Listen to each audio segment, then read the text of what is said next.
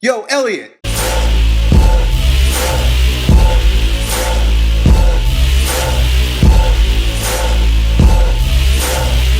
Our boy Chris can't sleep, so he goes to bed about 10, 11 o'clock every night, but doesn't fall asleep till 2, 3 o'clock in the morning, and it's starting to create a sympathetic response in his body, which basically means he's trying to attack sleep. And as I've mentioned before, you can't attack sleep. Sleep you have to fall into. It's almost like you've got to caress your body. You've got to seduce yourself into sleeping. You can't make it a goal, like, you know, when you go to the gym and you're gonna hit a PR. You can't hit a PR with sleep. Sleep is one of those things that requires the complete opposite end of the spectrum. You know, I often talk about the autonomic nervous system. You got sympathetic responses and parasympathetic responses, or that branch of the nervous system. You want to stimulate that parasympathetic branch of the nervous system.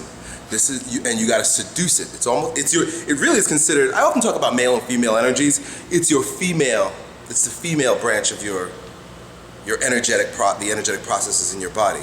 It's more associated with growth, testosterone, growth hormone, but you can't force it, right? That's why steroids is so great, because you just force it into your body.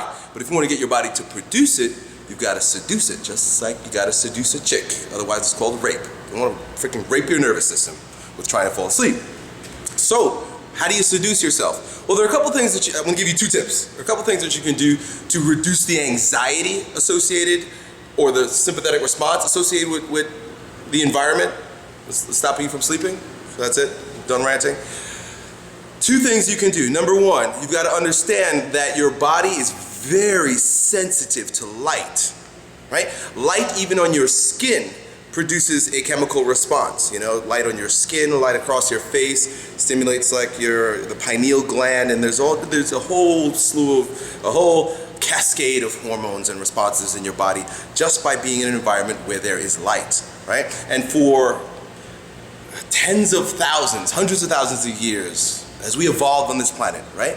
Some people think we just kind of like came here, but as we grew out of the earth, we didn't have electrical lights. We didn't have lights on at 10 p.m. at night, you know? Like, there was no light at 8 o'clock. The sun goes down and that's it. The only light that you did have was natural light, which at nighttime is fire.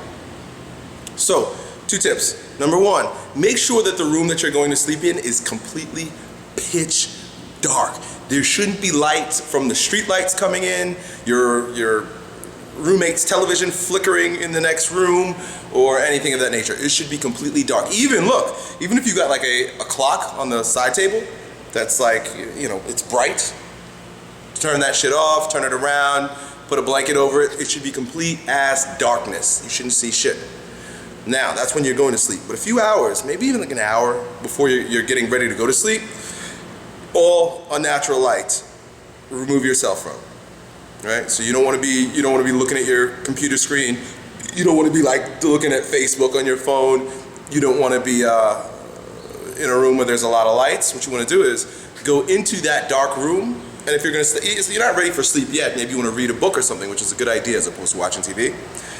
Light candles.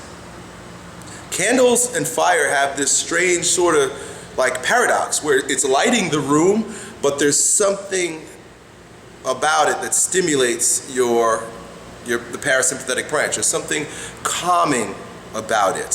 So I don't know if it's the flickering that kind of hypnotizes you, whatever the case may be, but light a few candles, sit down with your book, maybe even drink something warm, right? A warm cup of tea, or like chamomile tea or something, right? I don't think you want like caffeine tea while you're reading your book. And don't read anything too heavy.